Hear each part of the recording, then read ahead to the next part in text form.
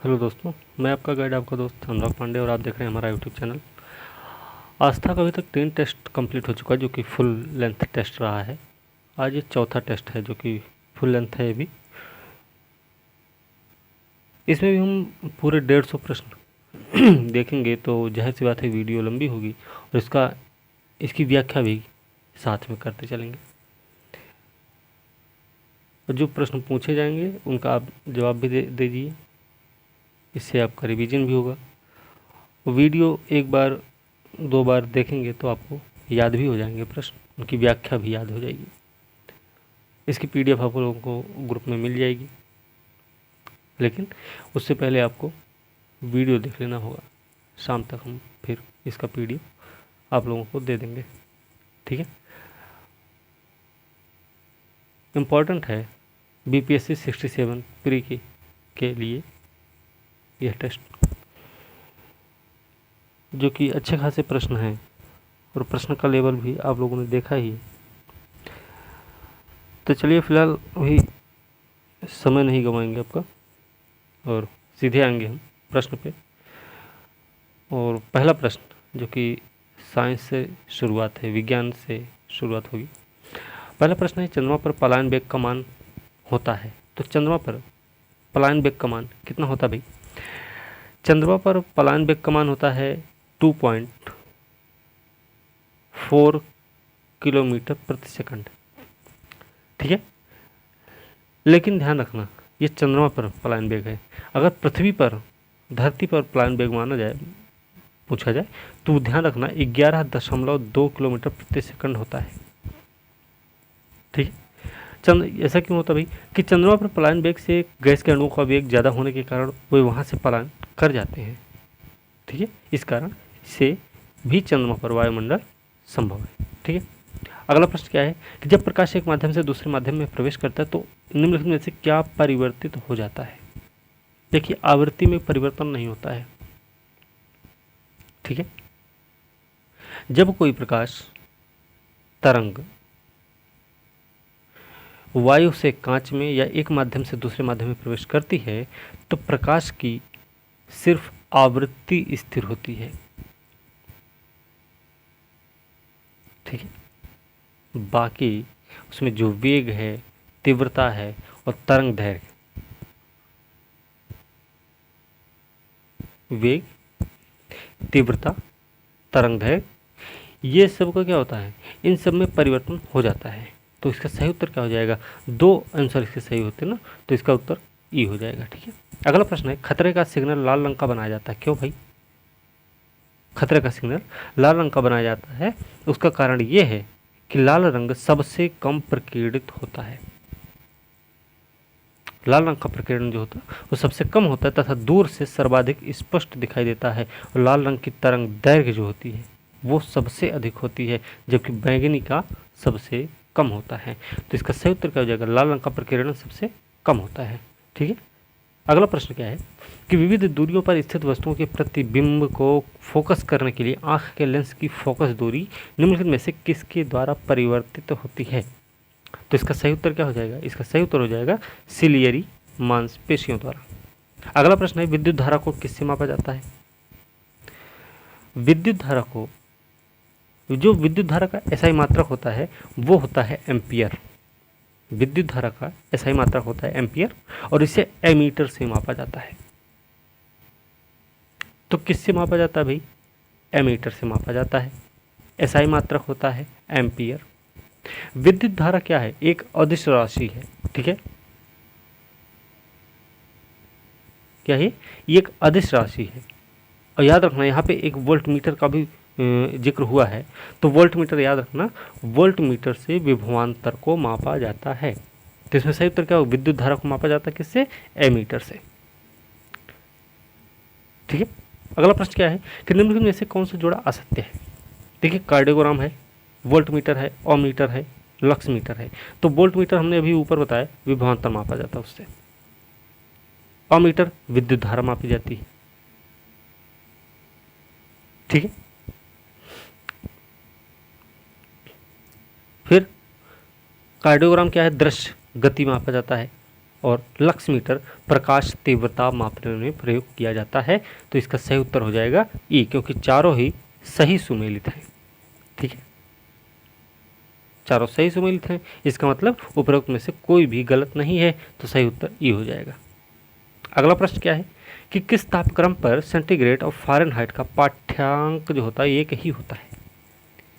तो इसका सही उत्तर क्या हो जाएगा, इसका सही उत्तर हो जाएगा -40 डिग्री सेंटीग्रेड। अगला प्रश्न है इनमें से कौन सी क्रिया रासायनिक परिवर्तन का उदाहरण नहीं है। रासायनिक क्रिया, अब देखिए रासायनिक क्रिया होती क्या है।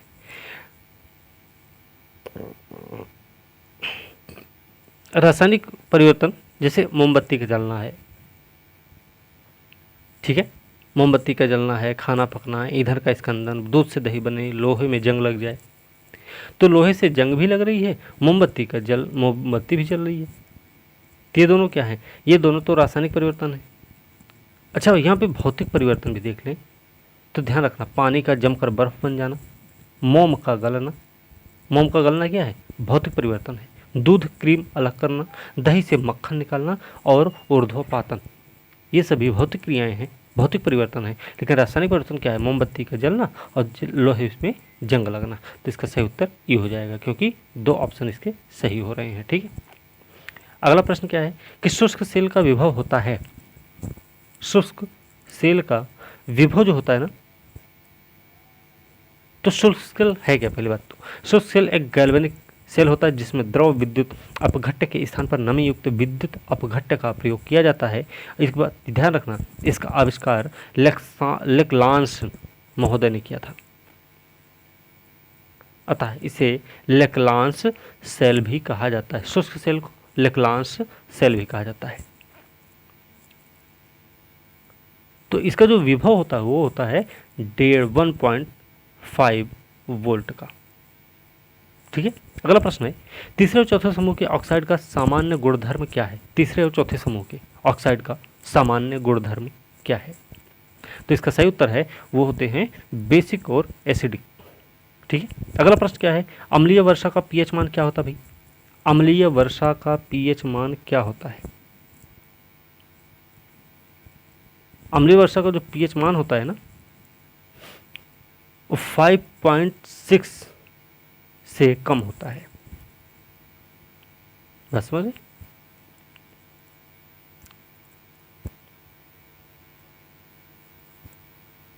मतलब नहीं, जो वर्षा होती है ना,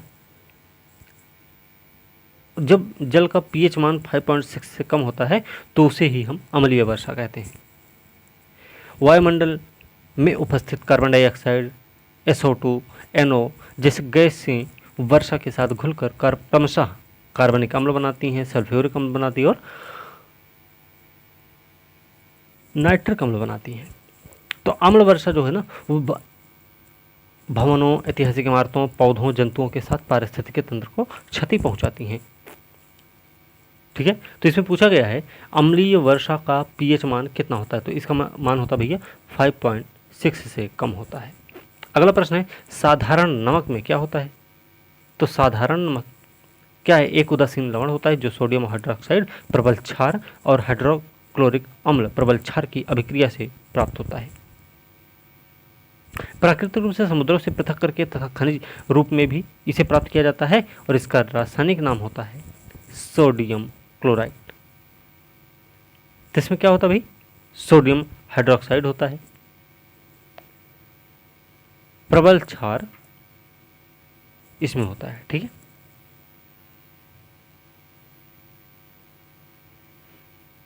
तो इसका सही उत्तर क्या हो जाएगा, प्रबल क्षार और प्रबल अम्ल दोनों ही उपस्थित होता है। ठीक है, चलिए अगला प्रश्न है क्रोमियम स्टील मिश्रण है। क्रोमियम, अब देखिए जो क्रोमियम है ना,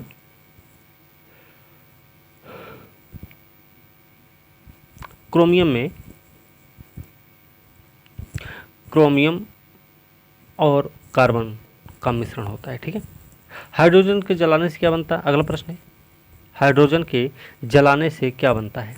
तो हाइड्रोजन के जलाने से बनता है पानी। अगला प्रश्न है सोडियम बेंजोएट का आणविक सूत्र क्या है। सोडियम बेंजोएट का आणविक सूत्र है NaC7। NaC NaC7H5O2। ठीक है, ध्यान रखना, NaC7H5O2। ठीक है, इनमें से अगला प्रश्न है, इनमें से किसी प्रकृति की किडनी के नाम से भी जाना जाता है। प्रकृति की किडनी कहा जाता है इन्हें, तो है क्या? देखिए, पोषक तत्वों का पुनर्निर्माण और जहरीले तत्वों को निष्क्रिय करने के कारण जो आर्द्रभूमियां होती हैं ना, उन्हीं को प्रकृति की किडनी कहा जाता है। अगला प्रश्न है, प्रकाश वैद्युत प्रभाव के आविष्कारकर्ता कौन थे? प्रकाश वैद्युत प्रभाव के आविष्कारकर्ता, तो इसके आविष्कारकर्ता जो हैं हेनरिच हर्ट्ज हैं, जिन्होंने 1887 में इसकी खोज की थी। क्या नाम है? Heinrich hertz. ठीक है, इसका सही उत्तर सी हो जाएगा। अगला प्रश्न देखते हैं। अगला प्रश्न है, दमा और गंजापन बीमारी की वजह है। दमा और गंजापन बीमारी की वजह क्या है भाई? दमा और गंजापन जो होता है वो कवक जनित बीमारी है भाई, ध्यान रखना। दमा रोग के कारक का नाम होता है एस्परजिलस फ्यूमिगेट्स, लेकिन गंजापन का क्या है? Taenia capitis. गंजापन का टेनिया कैपिटिस है और दमा का है एस्परजिलस फ्यूमिगेट्स, तो ये कवक जनित रोग है। ठीक है, इसका सही उत्तर ए हो जाएगा। अगला प्रश्न है, औषधि विज्ञान के पिता किसे कहा जाता है? औषधि विज्ञान का पिता कहा जाता है किसी को, तो उनका नाम क्या है? देखिए, जो हिप्पोक्रेट्स है ना, हिप्पोक्रेट्स को औषधि विज्ञान का पिता कहा जाता है। मम्स क्या होते हैं भाई? मम्स जो हैं ये गलसुआ जिसको बोलते हैं, पैरामिक्सो वायरस द्वारा फैलाई जाने वाली एक बीमारी होती है। इसमें पैरोटिक ग्रंथि में सूजन, जलन और दर्द होने लगता है। तो क्या है? यह एक बीमारी है भैया। लार में मुख्यतः कितने प्रकार के पाचक एंजाइम पाए जाते हैं? लार में मुख्य रूप से कितने पाचक एंजाइम पाए जाते हैं? देखिए, 3 जोड़ी लार ग्रंथियां होती हैं, ध्यान रखना। लार में मुख्य रूप से 2 प्रकार के पाचक एंजाइम पाए जाते हैं, तो दोनों का नाम क्या है? एक तो है टाइलिन और दूसरा है लाइसोजाइम। ठीक है, लार ग्रंथियां कितनी पाई जाएंगी जब प्रश्न आएगा? तो 3 जोड़ी पाई जाती हैं भैया। जब लार में पाचक एंजाइम की बात होगी तो 2 प्रकार के हैं, वो है एक टाइलिन और दूसरा है लाइसोजाइम। ठीक है, तो याद रखना 2 प्रकार की पाई होती हैं इसमें। अगला प्रश्न क्या है? अगला प्रश्न है, इनमें से किसे कोशिकीय ईंधन भी कहा जाता है? कोशिकीय ईंधन किसको कहा जाता है? कोशिकीय ईंधन, देखिए, श्वसन की क्रिया से ऊर्जा का उत्पादन होता है। इस प्रक्रिया में सामान्य परिस्थितियों में ग्लूकोज का ऑक्सीजन की उपस्थिति में ऑक्सीकरण होता है और ऊर्जा विमुक्त होती है। इसी कारण ग्लूकोज को कोशिकीय ईंधन कहा जाता है। तो इसका सही उत्तर डी हो जाएगा। अगला प्रश्न है, पेसमेकर को अन्य किस नाम से जाना जाता है? पेसमेकर को अन्य किस नाम से जाना जाता है? देखिए, एमए नोड, ऐसे नोड या सिनोएट्रियल नोड कोशिकाओं का एक ऐसा समूह होता है जो हृदय के दाहिने कक्ष में स्थित होता है। तो पेसमेकर को एसए नोड से भी कहा जाता है, ध्यान रखना। अगला प्रश्न है, मानव पोषण के लिए टमाटर बहुल स्रोत है। टमाटर बहुल स्रोत किसका है भाई? टमाटर मुख्य रूप से साइट्रिक अम्ल और मौलिक अम्ल पाया जाता है। साइट्रिक और मौलिक अम्ल पाया जाता है टमाटर में, जिसके कारण यह प्रत्याम्ल को कार्य करता है। इसमें ऑक्जेलिक अम्ल भी उपस्थित होता है, लेकिन इसकी मात्रा बहुत ही कम होती है। तो इसका सही उत्तर क्या हो जाएगा? इसमें देखिए साइट्रिक अम्ल दिया गया है। ठीक है, इसका सही उत्तर साइट्रिक अम्ल हो जाएगा। अगला प्रश्न है, इनमें से कौन सा कथन सुमेलित नहीं है, बताना हमें। अब देखिए, इसमें देखिए अर्बर और स्मिथ, इन्होंने अंतः आकेंद्रण का पता लगाया था, बात सही है। दूसरा है फेल्डमैन, इन्होंने एग्रोबैक्टीरियम युक्त पारजीनी पादपों का विकास किया। तीसरा है मुलिस क्या भाई? मुलिस पॉलीमरेज श्रृंखलित प्रतिक्रिया का पता लगाया था। और अगला है टेमिन बाल्टीमोर, इन्होंने रिवर्स ट्रांसक्रिप्टेस का पता लगाया था। तो इसमें देखिए सभी सुमेलित हैं, सभी सही सुमेलित हैं, तो इसका सही उत्तर क्या हो जाएगा? ई हो जाएगा, क्योंकि सभी सही सुमेलित हैं, गलत इसमें कुछ नहीं है। ठीक है, अगला प्रश्न क्या है, महिलाओं में पुरुषों जैसे लक्षण दिखना क्या कहलाता है? महिलाओं में अगर पुरुषों जैसा लक्षण दिखाई दे तो उसको क्या बोलते हैं?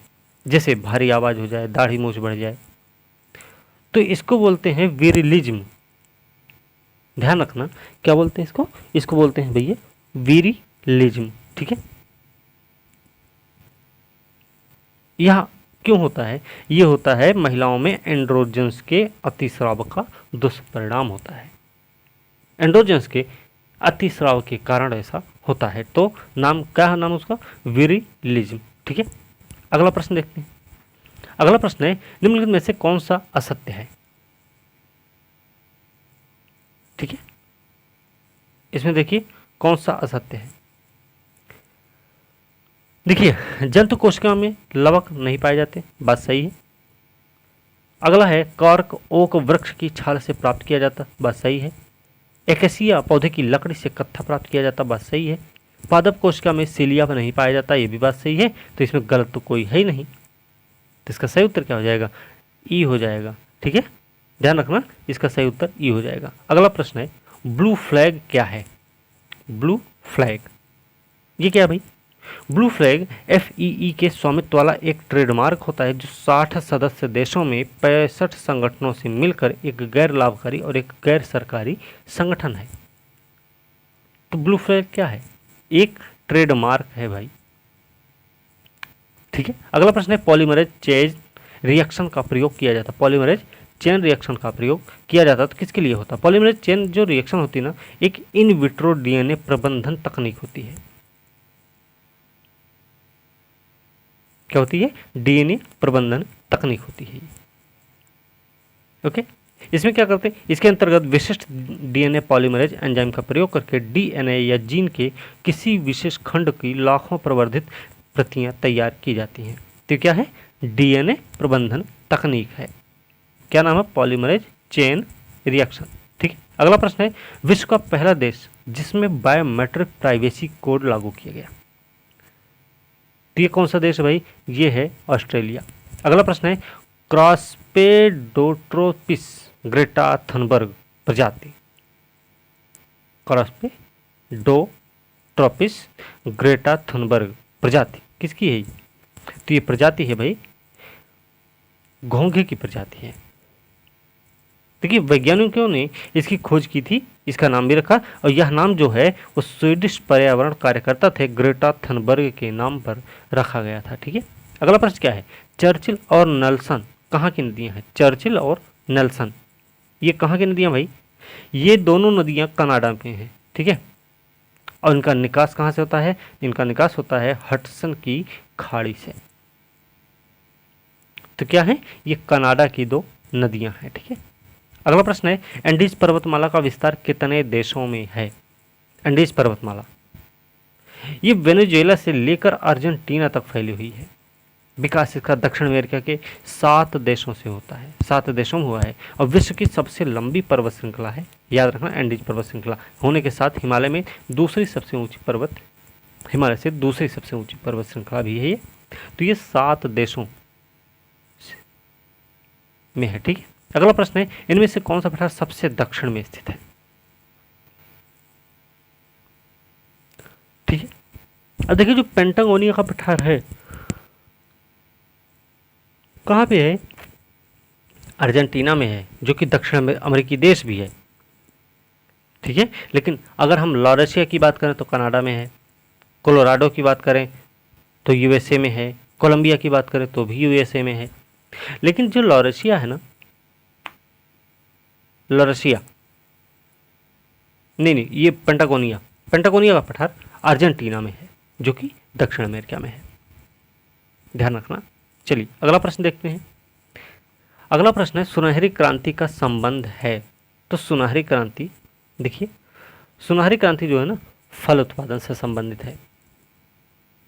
सदाबहार क्रांति या द्वितीय हरित क्रांति जो है कृषि उत्पादन को दोगुना करने व टिकाऊ कृषि के लिए है। भूरी क्रांति गैर परंपरागत ऊर्जा उत्पादन के लिए है, और अमृत क्रांति है नदियों को जोड़ने से संबंधित। ठीक है, तो सुनहरी क्रांति किससे या स्वर्ण क्रांति किससे संबंधित है? फल उत्पादन, या फिर नाम याद रखना बागवानी से भी संबंधित है। ठीक है, अगला प्रश्न है, लौह इस्पात उत्पादन में अग्रणी देश है। लौह इस्पात उत्पादन में जो अग्रणी देश है उसका नाम है चीन। अगला प्रश्न क्या है, इनमें से किन प्रदेशों का सर्वाधिक तटीय सीमा है? दमन दीव, गुजरात, अंडमान निकोबार, आंध्र प्रदेश दिया गया है। तो इसमें देखिए अंडमान निकोबार का 1962 किलोमीटर लंबी तटीय सीमा है, जबकि गुजरात की बात करेंगे तो 1215 किलोमीटर है, उधर आंध्र प्रदेश की बात करें 974 किलोमीटर और दमन दीव का 28 किलोमीटर है। तो इसमें सही उत्तर क्या हो जाएगा, अंडमान निकोबार द्वीप समूह। अगला प्रश्न है, इनमें से किस देश से भारत का सर्वाधिक सीमा स्पर्श करती, किस देश से भारत की सर्वाधिक सीमा? अब देखिए सबसे ज़्यादा सीमा तो साझा करता है भारत बांग्लादेश के साथ, ठीक है ना, बांग्लादेश के साथ करते हैं। उसके बाद नंबर आता है चीन का। बांग्लादेश है, फिर चीन है, फिर पाकिस्तान का नंबर आएगा, पाकिस्तान के बाद नेपाल है, फिर म्यांमार है, फिर भूटान है, फिर अफगानिस्तान है। तो देखिए ना तो बांग्लादेश का नाम है यहाँ पे, ना ही चीन का नाम है और ना ही पाकिस्तान का नाम है। तो इसमें नाम किसका है, नाम है भैया नेपाल का, ठीक है। तो नेपाल की जो सीमा है वो 1751 किलोमीटर की है। अगला प्रश्न है, सुंदरवन को नेशनल पार्क घोषित किया गया। तो सुंदरवन को नेशनल पार्क कब घोषित किया गया है, ये प्रश्न है आपका। तो सुंदरवन डेल्टा का नाम वहाँ पाए जाने वाले सुंदरी नामक पादप से लिया गया है, जो कि विश्व का सबसे बड़ा और तेजी में से वृद्धि करने वाला डेल्टा भी है। यहाँ रॉयल बंगाल टाइगर भी पाए जाते हैं। यह लगभग 9630 किलोमीटर वर्ग किलोमीटर क्षेत्र में फैला हुआ है। यहाँ के जल में लवण की मात्रा 70% तक होती है और सुंदरवन को 1984 में, कब, 1984 में नेशनल पार्क घोषित किया गया था। अगला प्रश्न है, रूपकुंड झील भारत के किस राज्य में है? उत्तराखंड में है, ये सबको पता होगा, रहस्यमयी झील है। अगला प्रश्न है, खेलो इंडिया यूथ गेम्स 2021 का आयोजन कहाँ किया गया? खेलो इंडिया यूथ गेम, इसका आयोजन हुआ है हरियाणा में, 2021 की बात कर रहे हैं। अगला प्रश्न है, विश्व के 45 देशों द्वारा फरवरी 2021 के मध्य में अमन नामक सम्मिलित नौसेना अभ्यास में हिस्सा लिया। इसका आयोजन किस देश के नौसेना द्वारा किया गया था? मुख्य प्रश्न ये है। तो देखिए अमन अभ्यास ना यूएसए है, चीन, रूस, UK, Turkey, Bangladesh, Sri Lanka, Indonesia, Malaysia इत्यादि देशों ने भाग लिया इसमें। इसके अलावा कई अफ्रीकी देश भी शामिल हुए थे। इसका संचालन जो है ना पाकिस्तानी नौसेना द्वारा किया गया था। नाम क्या है? नाम है अमन, ठीक है। अगला प्रश्न देखते हैं। अगला प्रश्न है, हाल ही में विश्व संपोषणी विकास शिखर सम्मेलन का उद्घाटन हुआ है, तो वो किस देश के मुखिया के द्वारा ऐसा किया गया है? देखिए 11 फरवरी 2021 को भारत के प्रधानमंत्री नरेंद्र मोदी ने वीडियो कॉन्फ्रेंसिंग के माध्यम से विश्व संपोषणीय विकास सम्मेलन 21 का उद्घाटन किया और इसकी थीम क्या रही? 21 की जो थीम है उसका नाम है रीडिफाइनिंग और common future safe and secure environment for all. तो किसने किया है? ये किए हैं भारत के प्रमुख हैं। अगला प्रश्न है, हाल ही में किस देश ने बीबीसी वर्ल्ड न्यूज के प्रसारण पर प्रतिबंध लगा दिया? बीबीसी वर्ल्ड न्यूज के प्रसारण पर प्रतिबंध लगाया है। तो देखें national radio and television administration NRTA of China, ठीक है, NRTA ऑफ चाइना ने प्रतिबंध लगाया भारत इस बीबीसी वर्ल्ड न्यूज के प्रकाशन पर, ठीक है। तो इसका सही उत्तर क्या हो जाएगा? बी हो जाएगा। अगला प्रश्न है, आशा इंडिया पहल का संबंध है। आशा इंडिया पहल का संबंध, तो देखिए आशा इंडिया जो है ना प्रधानमंत्री आवास योजना के शहरी के अंतर्गत एक पहल है जो वहन करने योग्य संपोषणीय हाउसिंग बनाए जाने के से संबंधित है, ठीक है। तो क्या है ये? प्रधानमंत्री आवास शहरी के अंतर्गत वहन करने योग्य आवास योजना है आशा इंडिया, ठीक है। अगला प्रश्न है, हेनले पासपोर्ट सूचकांक 2021 में भारत रैंक कौन सी थी? भारत की रैंक क्या थी भाई? तो भारत की रैंक थी उस समय 92वीं, ध्यान रखना। हेनले पासपोर्ट 21 में भारत का स्थान 92वां था। वर्तमान में विकसित देशों की जनसंख्या विश्व की जनसंख्या का कितना प्रतिशत है? विकसित देशों की जो जनसंख्या है वो विश्व की जनसंख्या का कितना प्रतिशत है वर्तमान में पूछा गया है। तो इसका सही उत्तर क्या हो जाएगा? ये है लगभग 22%। ध्यान रखना, लगभग 22% है। अगला प्रश्न है, विश्व का सबसे विशाल क्रिकेट स्टेडियम कौन सा है? सबसे विशाल विश्व का, तो विश्व का जो सबसे विशाल स्टेडियम है वो गुजरात का मोढेरा, अहमदाबाद में है। ठीक है, इसकी स्थापना मतलब इसका उद्घाटन किए थे राष्ट्रपति महोदय 24 फरवरी 2021 को। इसका नाम इस समय रख दिया गया है प्रधानमंत्री नरेंद्र मोदी स्टेडियम। अगला प्रश्न है, हाल ही में बिहार के किस स्थान में खेल विश्वविद्यालय खोलने का प्रस्ताव किया गया? बिहार के किस स्थान में खेल विश्वविद्यालय खोलने का प्रस्ताव पारित किया गया है? तो इसमें सही उत्तर है, 4 विधेयक प्रस्तुत हुए थे, ध्यान रखना, पारित हुए हैं, और वो है बिहार पंचायती राज संशोधन 2021, आर्यभट्ट ज्ञान विश्वविद्यालय विधेयक 2021, बिहार स्वास्थ्य विज्ञान विश्वविद्यालय विधेयक 2021 और बिहार खेल विश्वविद्यालय। इसके तहत राजगीर में खेल विश्वविद्यालय खोलने का प्रस्ताव पारित किया गया। ठीक है, अगला प्रश्न है, 2021 की तुलना में 21-22 का बिहार बजट कितना था? कितना अधिक है? तो ये जो है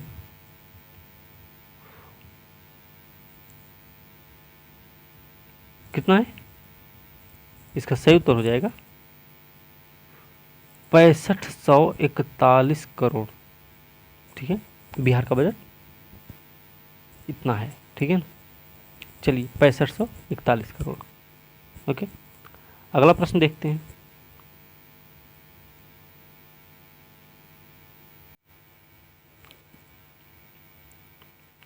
अगला प्रश्न है, 1 लाख से अधिक विद्यालयों में शुद्ध जल आपूर्ति करने वाला पहला राज्य कौन सा है? देखिए, केंद्रीय जल शक्ति मंत्रालय की ओर से विधायकों, आश्रमशालाओं, आंगनबाड़ी केंद्रों में नल से जल उपलब्ध कराने की शुरुआत की गई। ठीक है, इस योजना में 9 राज्य और केंद्र शासित प्रदेश ने लक्ष्य हासिल कर भी लिया है। तो बिहार ने करीब 99% स्कूलों में शुद्ध जल पहुंचाया है, तो उत्तर प्रदेश ने 1 लाख से अधिक मतलब 1,17,711 स्कूलों में नल से जल आपूर्ति शुरू करने वाला पहला राज्य बन गया है। तो 1 लाख से अधिक विद्यालयों में शुद्ध जल आपूर्ति के लिए पहला राज्य भैया उत्तर प्रदेश का नाम है। अगला प्रश्न है, रामप्पा मंदिर कहाँ है? देखिए, रामप्पा मंदिर चर्चा में भी रहा है, तो ये आपका तेलंगाना में पड़ेगा। तेलंगाना में कहाँ भाई, अब देख लेते हैं। तो तेलंगाना के वारंगल के पालमपेर में स्थित रामप्पा मंदिर को यूनेस्को ने विश्व धरोहर स्थल के तौर पर मान्यता दे दी। इसे काकतीय रुद्रेश्वर मंदिर के नाम से भी जाना जाता है। सरकार ने 2019 के लिए यूनेस्को को इसे विश्व धरोहर स्थल के तौर पर मान्यता देने का प्रस्ताव किया था। ठीक है, अगला प्रश्न क्या है, 15वें आर्थिक सर्वेक्षण के अनुसार स्थित मूल्यों पर बिहार का विकास दर कितना है? देखिए, फिलहाल एक करंट अफेयर से संबंधित है। तो ये जो है ये भैया 10.5%। ठीक है ना, कितना है, 10.5%। अगला प्रश्न क्या है, हाल ही में केंद्र सरकार ने तेल कंपनियों में 49% से एफडीआई को परिवर्तित करके कितना प्रतिशत कर दिया है? तो कितना हुआ है, 49 से 74 हुआ है क्या? 49 से 100% हो गया है। ठीक है, अगला प्रश्न है, अंतर्राष्ट्रीय ओलंपिक समिति ने ब्रिस्बेन को किस वर्ष के लिए ओलंपिक की मेजबानी के लिए चुना? किस वर्ष के लिए चुना भाई? ये चुना गया है 2032 के लिए। याद रखना, प्रश्न है, अंतर्राष्ट्रीय ओलंपिक समिति ने ब्रिस्बेन को किस वर्ष के लिए ओलंपिक की मेजबानी के लिए चुना है? अगला प्रश्न क्या है, हाल ही में भारत के किस पर्यावरणविद और चिपको आंदोलन के नेता का निधन हुआ है? तो सबको पता होगा, सुंदरलाल बहुगुणा नाम है इनका, है ना। चिपको आंदोलन की शुरुआत हुई थी 1970 में। भारत के प्रसिद्ध पर्यावरणविद थे सुंदरलाल बहुगुणा, कॉमरेड गोविंद सिंह रावत, चंडी प्रसाद भट्ट, श्रीमती गौरा देवी। 21 मई 2021 को सुंदरलाल बहुगुणा का उत्तराखंड के ऋषिकेश में निधन हो गया था। तो इसका सही उत्तर क्या हो जाएगा, सुंदरलाल बहुगुणा। ठीक है, अगला प्रश्न देखते हैं, हाल ही में किसे फेडरेशन ऑफ इंटरनेशनल हॉकी अध्यक्ष नियुक्त किया गया? फेडरेशन ऑफ इंटरनेशनल हॉकी का अध्यक्ष चुना गया है, तो उनका नाम क्या है? देखिए, उनका नाम है नरेंद्र बत्रा। अगला प्रश्न, निम्न में से किसे केंद्रीय अन्वेषण ब्यूरो का निदेशक नियुक्त किया गया? केंद्रीय अन्वेषण ब्यूरो के जो निदेशक नियुक्त हुए हैं उनका नाम क्या है? तो उनका नाम है सुबोध कुमार जायसवाल। ठीक है, अब देखिए थोड़ा सा इसमें देख लेते हैं। सर्वोच्च न्यायालय के मुख्य न्यायाधीश न्यायमूर्ति सीवी रमन लोकसभा में सबसे बड़े दल कांग्रेस के नेता अधीर रंजन चौधरी की अध्यक्षता वाली उच्चाधिकार प्राप्त समिति ने 1985 बैच में आईपीएस अधिकारी सुबोध कुमार जायसवाल को केंद्रीय अन्वेषण ब्यूरो का नया निदेशक मई 2021 में चुना है। ठीक है, अगला प्रश्न देखते हैं। अगला प्रश्न है, हाल ही में एरियस हेनरी को कहां का प्रधानमंत्री नियुक्त किया गया? एरियस हेनरी कहां के प्रधानमंत्री बने हैं? तो ये बने हुए हैती के। हैती सरकार ने मंगलवार को एरियल हेनरी को औपचारिक रूप से प्रधानमंत्री नियुक्त किया। कुछ दिन पहले ही हैती के पूर्व प्रधानमंत्री जो थे जोवेनल मोइसे नाम था, इनकी गोली मार हत्या कर दी गई थी। अगला प्रश्न क्या है, बिहारी पुरस्कार 2020 से किसे सम्मानित किया गया? बिहारी पुरस्कार 2020 ये मोहन कृष्ण बोहरा को चुना गया है और ये राजस्थान से बिलोंग करते हैं, भाई याद रखना। अगला प्रश्न क्या है, लोक उद्यम विभाग को हाल ही में किस मंत्रालय के एक विभाग के रूप में अन्वेषित किया है? लोक उद्यम विभाग को किस मंत्रालय के विभाग के रूप में? तो इसका सही उत्तर हो जाएगा वित्त मंत्रालय। ठीक है, अब देखिए याद रखना कि वित्त मंत्रालय के अधीन में अभी तक कुल 5 विभाग कार्यरत थे, लेकिन जब छोटा विभाग बनाया गया जिसका नाम लोक उद्यम विभाग है, इसके अन्य 5 विभाग भी हैं। कौन कौन से? आर्थिक मामलों का विभाग है, राजस्व विभाग है, व्यय विभाग है, वित्तीय सेवा विभाग है, निवेश तथा सार्वजनिक संपत्ति प्रबंधन विभाग। ये इतने विभाग वित्त मंत्रालय के अंतर्गत आते हैं। ठीक है, हाल ही में पासपोर्ट रैंकिंग में शीर्ष पर किस देश ने कब्जा किया है? पासपोर्ट रैंकिंग जारी हुई है, उसमें शीर्ष देश कौन सा है भाई? तो उसमें शीर्ष देश है जापान। अगला प्रश्न क्या है, हाल ही में राष्ट्रीय जनजातीय महोत्सव का उद्घाटन हुआ है। राष्ट्रीय जनजातीय महोत्सव का उद्घाटन हुआ है। तो देखिए इसका जो उद्घाटन हुआ ना,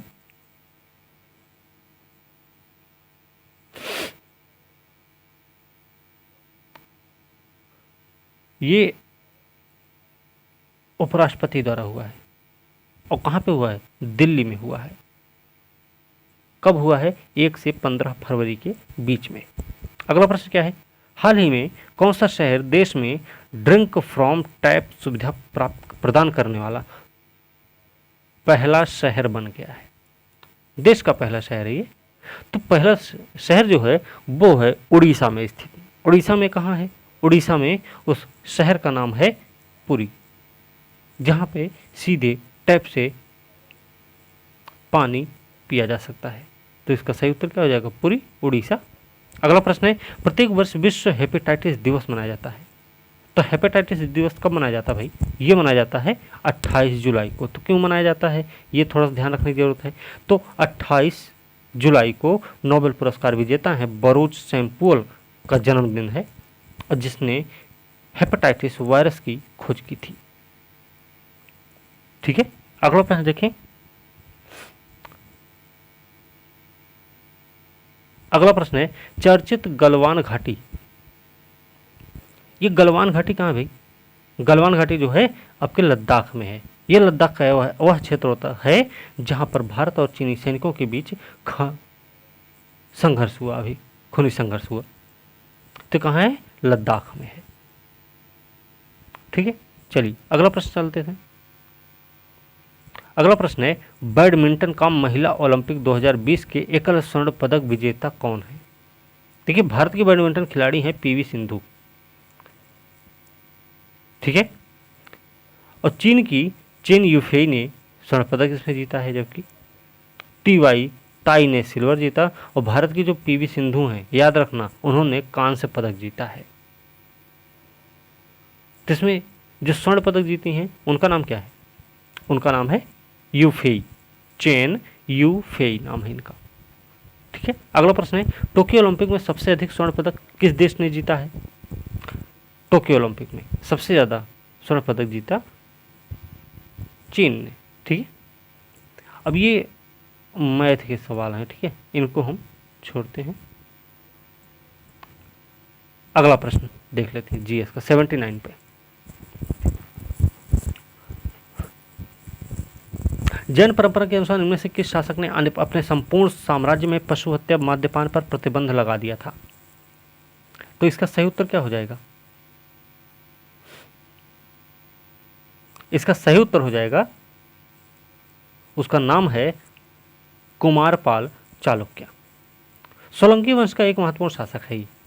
प्रसिद्ध जैन आचार्य हेमचंद्र ने उसे जैन धर्म में दीक्षित किया था। और जैन परंपरा के अनुसार एक बात बता दें कि कुमारपाल ने अपने संपूर्ण साम्राज्य में पशु हत्या, मद्यपान और द्यूत क्रीड़ा पर प्रतिबंध लगा दिया था। तो इसका नाम है कुमारपाल चालुक्य, जो कि सोलंकी वंश से संबंधित है। ठीक है, अगला प्रश्न क्या है भाई? इनमें से किस शासक को वर्ण व्यवस्था का रक्षक कहा जाता है? देखिए, सातवाहन शासक है और उसका नाम है गौतमी पुत्र सातकर्णी। गौतमी का पुत्र है वो, नाम है सातकर्णी इसका। तो गौतमी पुत्र सातकर्णी का जो शासन काल है वो है 106 से लेकर 130 तक। सातवाहन का सबसे महान शासक था। इसमें चातुर वर्ण व्यवस्था को फिर से स्थापित किया और वर्ण संकर व्यवस्था को रोका इसने बौद्ध संघ को अजकालिकीय तथा कार्ले के भिक्षु संघ को करजक नामक ग्राम दान में दिए थे। ठीक है, तो इसका नाम क्या है? गौतमी पुत्र सातकर्णी। और ये प्रश्न कई बार पूछा भी गया है, हमें थोड़ा सा ज़्यादा ध्यान देना है। अगला प्रश्न क्या है? दिगंबर विश्वास और विष्णु विश्वास निम्नलिखित में से किस घटना के प्रमुख नेता थे? दिगंबर विश्वास और विष्णु विश्वास, ये दोनों किससे थे भाई? ये दोनों भाई देखिए 1854 से 60 के प्रमुख नेता रहे। इस 54 से 60 इसका विस्तार बंगाल था। इस विद्रोह के संदर्भ में किसानों का कष्ट दीनबंधु मित्र ने अपने ग्रंथ नील दर्पण में दिया था। तो किससे संबंधित है ये हैं सन्यासी विद्रोह, है ना। दिगंबर विश्वास, विष्णु विश्वास नील विद्रोह से संबंधित है। ठीक है, तो इसका सही उत्तर क्या हो जाएगा? ई हो जाएगा। नील विद्रोह कब हुआ था? 1854 से 1860 के बीच में। अगला प्रश्न है, तृतीय बौद्ध संगीति किसकी अध्यक्षता में संपन्न हुई थी? तीसरी बौद्ध संगीति हमने बताया है मोग्गलीपुत्र तिस्स नाम था उसका।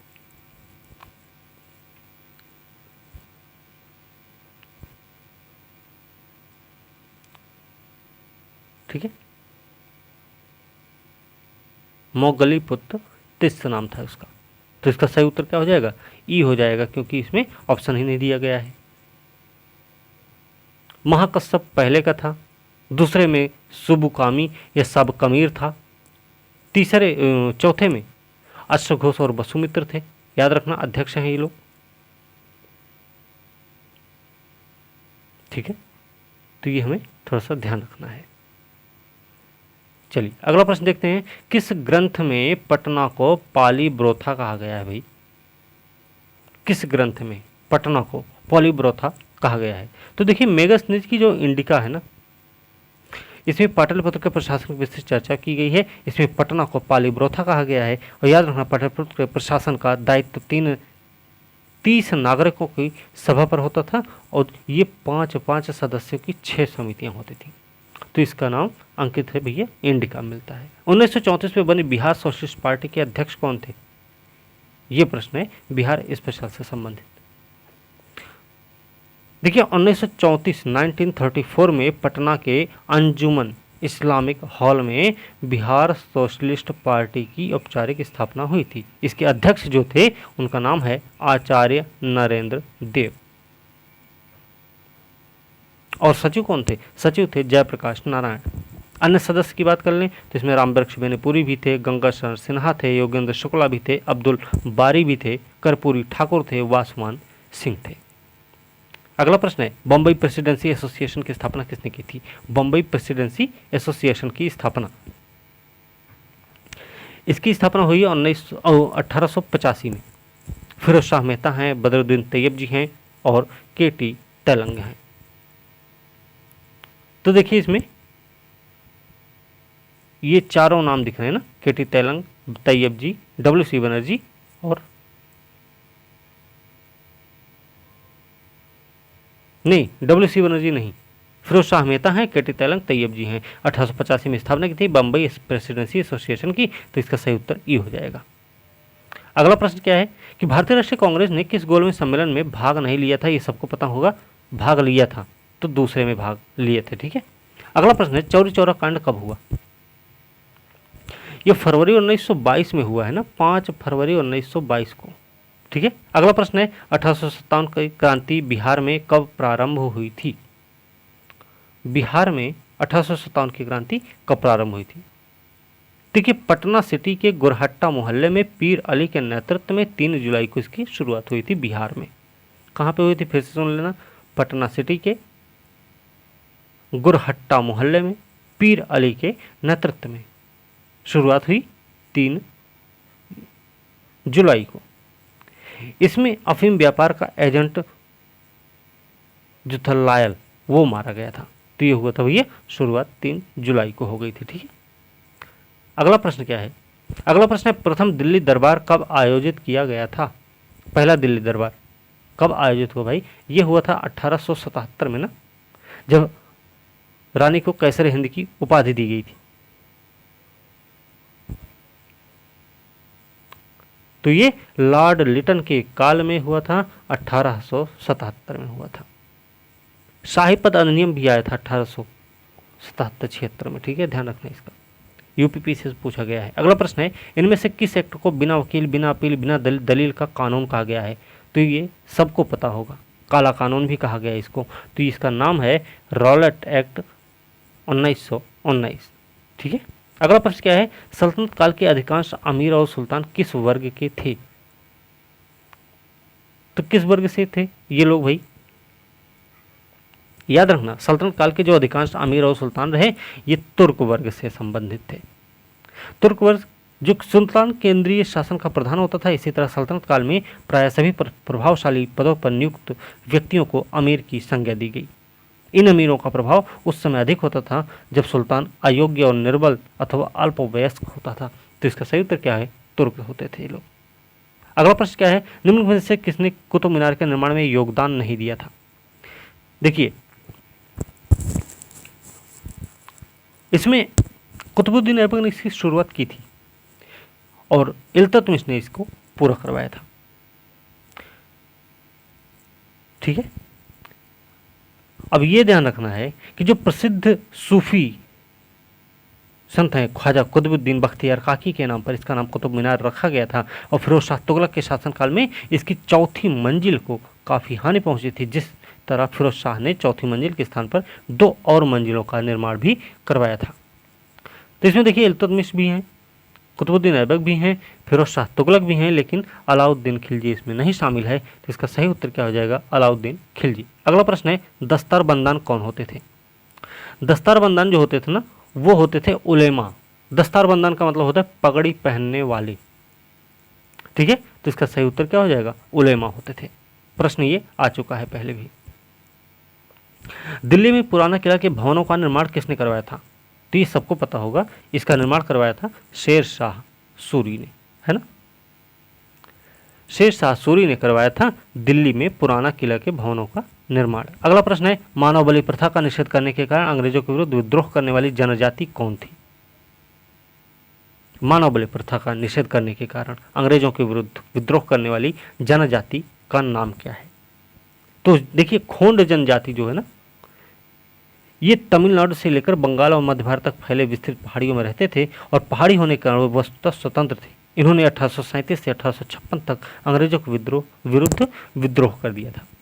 1837 से 56 तक इस आंदोलन का नेतृत्व युवा राजा के नाम पर चक्र बिसोई अपना नेतृत्व दिया। इस विद्रोह का मुख्य कारण ब्रिटिश सरकार द्वारा मानव बलि, जिसको हम मरीहा बोलते थे, मरीहा नाम याद रखना भैया, मरीहा इसका नाम है, मानव बलि प्रथा।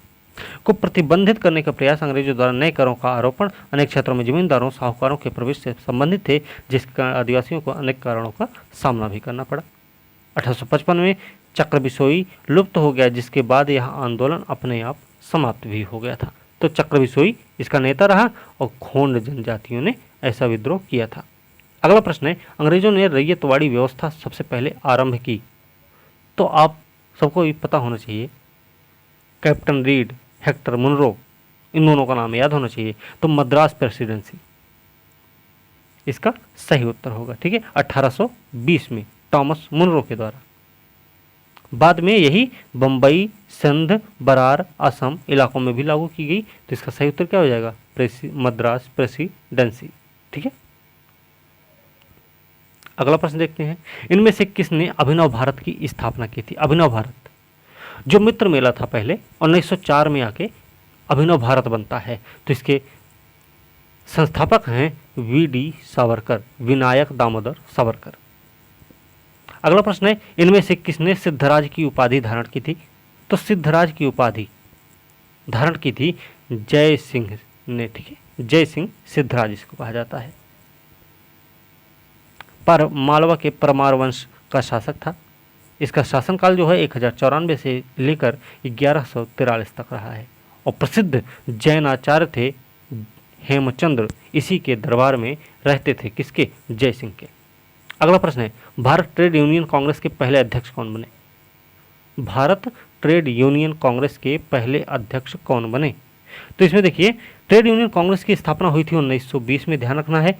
इसकी स्थापना का कारण था 1919 में अंतर्राष्ट्रीय श्रम संगठन की स्थापना करना। इसके पहले अध्यक्ष कौन बने? इसके पहले अध्यक्ष रहे लाला लाजपत राय। और उपाध्यक्ष कौन थे? तो उपाध्यक्ष थे जोसेफ बैप्टिस्ट। तो अध्यक्ष पूछा गया है ना, तो लाला लाजपत राय हैं। किसके? भारत ट्रेड यूनियन कांग्रेस के। ठीक है, अगला प्रश्न क्या है?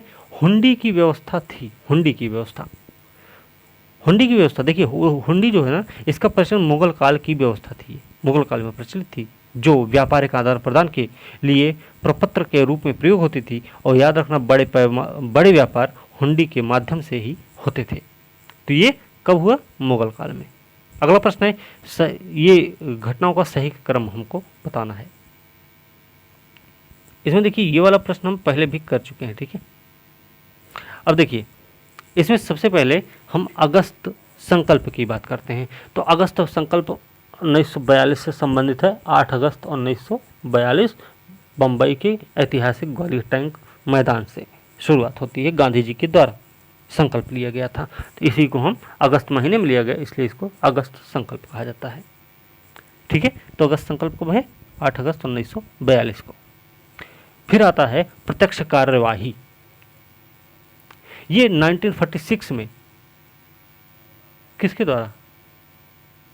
मुस्लिम लीग के द्वारा इसकी शुरुआत हुई। और कहा गया कि नारा दिया गया, उसमें लड़ कर लेंगे पाकिस्तान, ऐसा एक नारा भी दिया गया था। ठीक है ना। तो प्रत्यक्ष कार्यवाही दिवस जो मनाया गया वो 1946 में मनाया गया। अब बात करते हैं अगस्त प्रस्ताव और अगस्त घोषणा की। देखिए, जो अगस्त घोषणा है ये लॉर्ड लिनलिथगो से संबंधित है ना।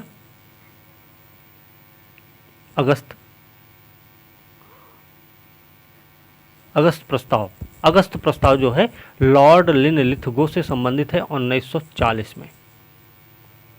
1940 में अभी इन तीनों में सबसे पहले अगस्त प्रस्ताव हो गया, लेकिन अगस्त घोषणा है तो अगस्त घोषणा कब हुई थी? ये हुई थी भैया 20 अगस्त 1917 को।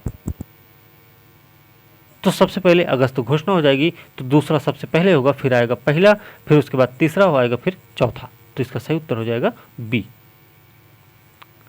ठीक है, चलिए अगला प्रश्न देखते हैं। बिहार में स्वराज दल कब तक अप्रभावी हो गया? बिहार में स्वराज दल कब तक अप्रभावी हो गया था भाई? देखिए, 1923 में स्वराज दल की शाखा का गठन हुआ था बिहार में। श्री कृष्ण सिंह इसके नेता बनाए गए थे। बिहार में स्वराज दल का विशेष प्रभाव नहीं पड़ा और बिहार में स्वराज दल की विफलता 1923 तक स्पष्ट हो चुकी थी। और याद रखना 1925 तक यह अप्रभावी हो गया था। ठीक है। अगला प्रश्न क्या है, नोनिया संप्रदाय का संबंध था। नोनिया संप्रदाय का जो संबंध था, देखिए ये 1770 से 1800 के बीच में हुआ था नोनिया विद्रोह। ये सोरे के उत्पादन से संबंधित था।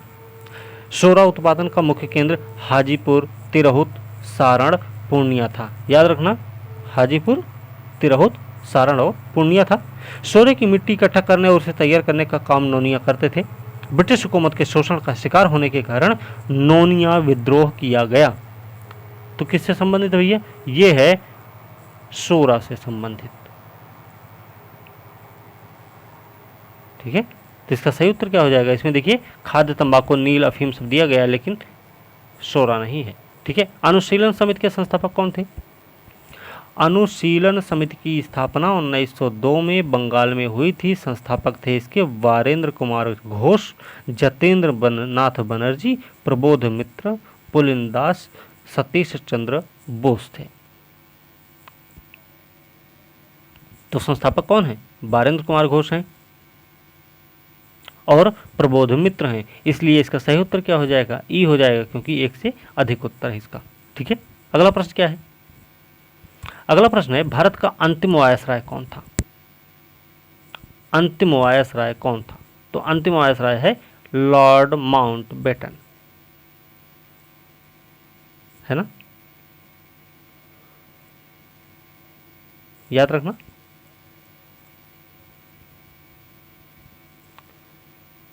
एक मिनट,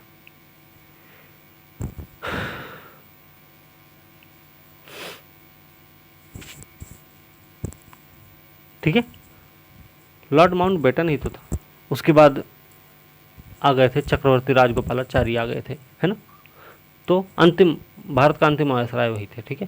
अगला प्रश्न है कि बलदेव सहाय ने महाधिवक्ता के पद से त्यागपत्र कब दिया था? बलदेव सहाय ने, देखिए 1940 और क्रिप्स मिशन आया 1942। इसकी असफलताओं ने अंततः भारत छोड़ो आंदोलन को जन्म दिया। इसी दौरान देश में राष्ट्रीय सरकार की स्थापना की मांग को अस्वीकार किए जाने पर 7 अगस्त 1942 को बम्बई के ग्वालियर टैंक मैदान में अखिल भारतीय कांग्रेस की वार्षिक बैठक में वर्धा प्रस्ताव की पुष्टि की गई थी। भारत छोड़ो आंदोलन 9 अगस्त 1942 को शुरू होते ही ब्रिटिश सरकार ने कांग्रेस के सभी उच्च स्तरीय नेताओं को गिरफ्तार भी कर लिया, ऑपरेशन जीरो के तहत, याद रखना। और इसी समय बिहार में के महाधिवक्ता थे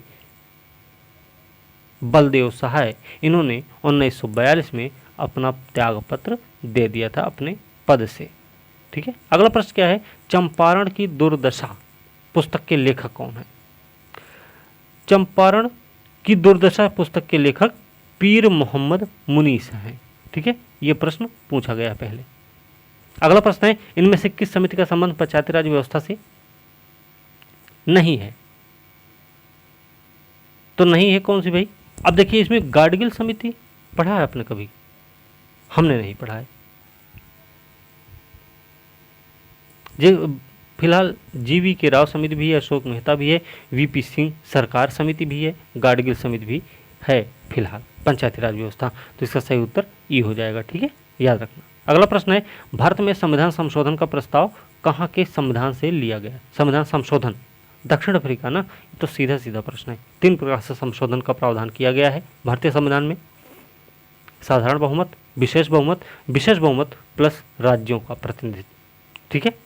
अगला प्रश्न है, मूल अधिकार और अल्पसंख्यक अधिकार के संबंध में बनी परामर्श समिति के अध्यक्ष कौन थे? मूल अधिकार अल्पसंख्यक अधिकार के संबंध में बनी परामर्श समिति के अध्यक्ष कौन थे?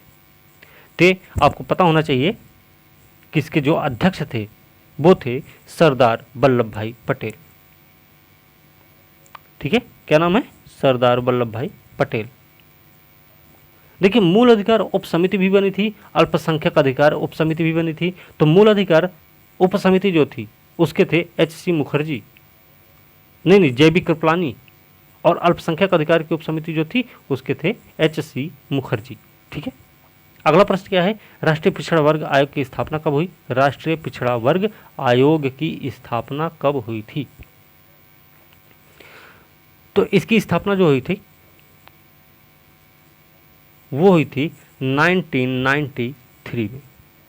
ठीक है। अगला प्रश्न है, संसदीय समितियों का कार्यकाल कितना होता है? संसदीय समितियां लोक लेखा समिति, प्राक्कलन समिति, इन सब का कार्यकाल कितना है? 1 साल का होता है ना। तो इसका सही उत्तर ए हो जाएगा।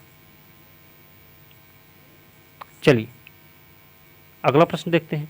निम्न में से कौन सा सही है? देखिए अब इसमें पहला स्टेटमेंट है कि सामाजिक समानता संविधान में प्रत्याभूत मूल नहीं है, सही है, पहला गलत है, ठीक है। दूसरा है देश में सामाजिक समानता पहले से ही विद्यमान थी, गलत है। दूसरा है सामाजिक समानता संविधान में प्रत्याभूत है, तो ये वाला सही है। अगला प्रश्न, अगला स्टेटमेंट है कि सामाजिक समानता बाद में जोड़ा गया, ये वाला भी गलत है। तो इसका सही उत्तर क्या है? सी है, ठीक है, ओके। अगला प्रश्न है भारत का संविधान पूर्ण रूप से बनकर तैयार कब हुआ था? तो पूरी तरह से बन के तैयार हुआ 26 नवंबर 1949 को, और याद रखना इसी के उपलक्ष्य में हम 26 नवंबर को संविधान दिवस भी मनाते हैं, ठीक है। चलिए आगे देखते हैं। भारत में संघ राज्यों का प्रशासन होता है। जो संघ राज्यों का प्रशासन है वो होता है कैसे? अनुच्छेद 239 क्लॉज 1 के अनुसार संसद द्वारा बनाई गई विधि अन्यथा उपबंधित के सिवाय प्रत्येक संघ राज्य क्षेत्र का प्रशासन राष्ट्रपति द्वारा ऐसे पदविधान सहित नियुक्त किए गए प्रशासक के माध्यम से किया जाता है। तो इसका सही उत्तर क्या हो जाएगा? प्रशासक सही उत्तर हो जाएगा, ठीक है। अगला प्रश्न है भारत में पंचायत का चुनाव लड़ने का अधिकार क्या है? तो जो भारत में पंचायत का चुनाव लड़ने का अधिकार है, अब इसके बारे में अगर हम देखें, ये मूलाधिकार नहीं है। थोड़ा ध्यान रखिए, उच्चतम न्यायालय ने प्रतिनिधित्व अधिनियम 1991 के कुछ प्रावधानों की वैधानिकता की जांच करते हुए जावेद और अन्य बनाम हरियाणा राज्य और अन्य 2003 में यह निर्णय दिया कि चुनाव लड़ने का अधिकार ना तो मूल अधिकार है और ना ही सामान्य विधिक अधिकार है, बल्कि यह संविधान द्वारा प्रदत्त अधिकार है। मतलब क्या है कि इस प्रकार देखा जाए तो संविधान में भाग 9 के अंतर्गत पंचायत में किसी पद के लिए चुनाव लड़ने का अधिकार जो है संवैधानिक अधिकार कहा जा सकता है। तो इसका सही उत्तर क्या हो जाएगा? संवैधानिक अधिकार है, ठीक है। अगला प्रश्न है वरीयता क्रम में इनमें सबसे शीर्ष पर कौन है भाई? देखिए वरीयता क्रम में देखा जाए तो सबसे ऊपर होते हैं राष्ट्रपति। यहां पे इनमें से पूछा गया है, ठीक है। उनके नीचे आते हैं, राष्ट्रपति के नीचे उपराष्ट्रपति हैं, प्रधानमंत्री, उप प्रधानमंत्री, और प्रश्न में अगर देखा जाए तो सबसे शीर्ष पर होते हैं लोकसभा अध्यक्ष, ठीक है।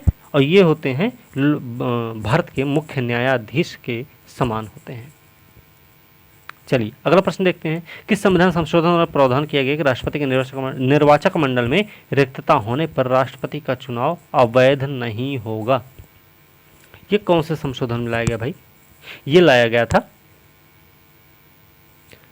11वां संविधान संशोधन 1961 में तय किया गया कि राष्ट्रपति के निर्वाचक मंडल में रिक्तता होने पर भी राष्ट्रपति का चुनाव अवैध नहीं माना जाएगा। ये हमने आप लोगों को लिखवाया भी है। तो ये है 11वां संविधान संशोधन। अगला प्रश्न है भारत में कृषि संगणना कितने वर्षों में की जाती है भाई? तो कृषि संगणना जो है ना, ये कृषि सहकारिता किसान कृषक कल्याण विभाग द्वारा हर 5 साल पे किया जाता है, ठीक है। तो इसका सही उत्तर 5 वर्ष हो जाएगा। अगला प्रश्न है 21-22 बजट के अनुसार राजकोषीय घाटा अनुमानित है, तो कितना है अनुमानित? देखिए ये है 6.8%, ठीक है, 21-22 के अनुसार बता रहे हैं। अगला प्रश्न चलते हैं। अगला प्रश्न 15वें वित्त आयोग के अध्यक्ष कौन है? तो इसके अध्यक्ष हैं भैया NK सिंह। अगला प्रश्न है भारत का सबसे प्रमुख व्यापारिक भागीदार कौन है? तो भारत का सबसे प्रमुख व्यापारिक भागीदार है चीन, है ना, चीन है। अगला प्रश्न है 2021-22 की बात हो रही है, भारत में डिजिटल पेमेंट के लिए शुरुआत की गई। भारत में डिजिटल पेमेंट के लिए शुरुआत की गई है, किसके द्वारा की गई भाई? ये की गई है ई रूपी के द्वारा। अगला प्रश्न है, भारत में कौन सी संस्था आंकड़ों का संग्रह करती है? तो ये भैया करती है एनएसओ, आंकड़ों का संग्रह करती है। ठीक है।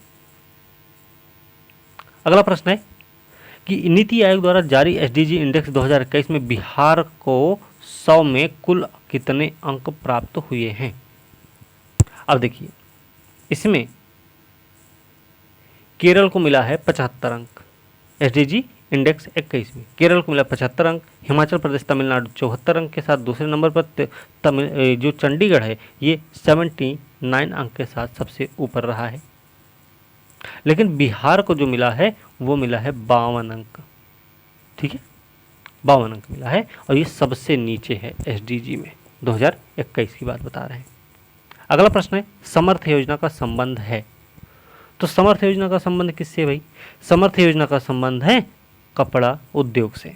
अगला प्रश्न है, इनमें से किस उर्वरक का भारत में उत्पादन नहीं होता है? अब देखिए पोटास जो होता है ना, पोटास उर्वरक का उत्पादन भारत में नहीं किया जाता। ठीक है। अगला प्रश्न है, निम्नलिखित में कौन सा वर्ष भारत में जनसंख्या विस्फोट का वर्ष कहलाता है? तो ये कई बार प्रश्न पूछा गया है और याद रखना इसका सही उत्तर होता है 1921। 2021-22 के लिए बिहार का जीएसडीपी अनुमानित कितना था भाई? 2021-22 के लिए ये था 7.57 करोड़ रुपए। ठीक है। अगला प्रश्न देखते हैं। अगला प्रश्न है, निम्नलिखित में से कौन सा असत्य है? कुछ असत्य है इसमें। सेबी की स्थापना, नाबार्ड, एनएसओ की स्थापना, नीति आयोग की स्थापना दी गई। नीति आयोग देखिए 2015 में हुआ था, सही बात है। नाबार्ड 1982 में है, ये भी सही है। तो गलत क्या है, सेबी या एनएसओ? अब देखिए,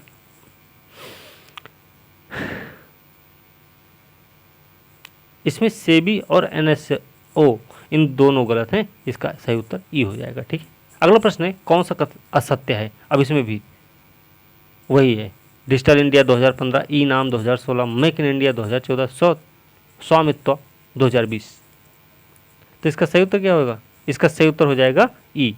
ठीक है, ध्यान रखना। अगला प्रश्न है, सर्वप्रथम किसने सिद्ध किया था कि पृथ्वी गोल है? तो पृथ्वी गोल है, सबसे पहले ये बात हमको पता चली थी आर्यभट्ट से। ठीक है, आर्यभट्ट ने कोपरनिकस से 1000 साल पहले ही सिद्ध कर दिया कि पृथ्वी गोल है और यह अपनी धुरी पर घूमती भी है। 499 ईस्वी में मात्र 23 वर्ष की उम्र में गणित खगोल शास्त्र पर एक शोध संग्रह इन्होंने आर्यभट्टियम की रचना भी की थी। तो इनका नाम क्या है? आर्यभट्ट। अगला प्रश्न क्या है, मलिक इब्राहिम का मकबरा कहाँ है? मलिक इब्राहिम का मकबरा, तो मलिक इब्राहिम का जो मकबरा है वो बिहार शरीफ में है। ठीक है। छोटा नागपुर जनजातीय विद्रोह कब हुआ? छोटा नागपुर जनजातीय विद्रोह, ठीक है, कोलारी आदिवासियों ने अपने क्षेत्र में अंग्रेजी सत्ता का विरोध करते हुए 1820 से 36 तक आंदोलन किया। यह आंदोलन रांची, सिंहभूम, हजारीबाग, पलामू, मानभूम क्षेत्रों में हुआ था। तो कब से कब तक है? 1820 से 36 के बीच में। कर्नाटक वंश का अंतिम शासक कौन है? ये सबको पता होगा। इसका अंतिम शासक है हरि सिंह, है ना। यही नेपाल भाग जाता है फिर।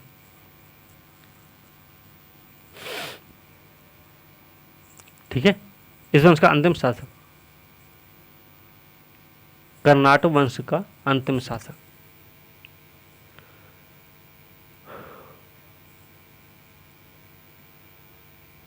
ठीक है, चलिए अगला प्रश्न देखते हैं। अगला प्रश्न है 1922 में गया के इंडियन नेशनल कांग्रेस का अधिवेशन हुआ था। कहाँ पे हुआ था? गया में हुआ था। एक तो हुआ कि मुधोलकर जी ने किया था, है ना। तो इसका सही उत्तर क्या हो जाएगा? CR दास हैं, SN बनर्जी हैं, डॉक्टर राजेंद्र प्रसाद हैं, हकीम अजमल खां हैं। तो इसका सही उत्तर क्या हो जाएगा? इसका सही उत्तर हो जाएगा देशबंधु चित्तरंजन दास। अगला प्रश्न क्या है कि असहयोग आंदोलन के दौरान इनमें से किसने अवैतनिक मजिस्ट्रेट के पद से इस्तीफा दिया था? अवैतनिक मजिस्ट्रेट के पद से इस्तीफा दिया था किसी ने। देखिए, राजेंद्र प्रसाद के भाई हैं राय साहब महेंद्र प्रसाद ने असहयोग आंदोलन के दौरान राय साहब की उपाधि लौटा दी और अवैतनिक मजिस्ट्रेट के पद से इस्तीफा दे दिए। नाम क्या था उनका? उनका नाम है राय साहब महेंद्र प्रसाद। ठीक है, ध्यान रखना, जो कि किनके भाई हैं? ये हैं राजेंद्र प्रसाद के, डॉक्टर राजेंद्र प्रसाद के भाई। ठीक है, अगला प्रश्न क्या है? निम्नलिखित में से किस मुगल सम्राट का राज्याभिषेक पटना में हुआ था? किसका राज्याभिषेक पटना में हुआ भाई? इसमें जो राज्याभिषेक हुआ है उसका है फर्रुखसिंह। ठीक है, चंपारण आंदोलन में कौन एक नेता शामिल नहीं थे? चंपारण आंदोलन में एक नेता शामिल नहीं थे, उनका नाम क्या है?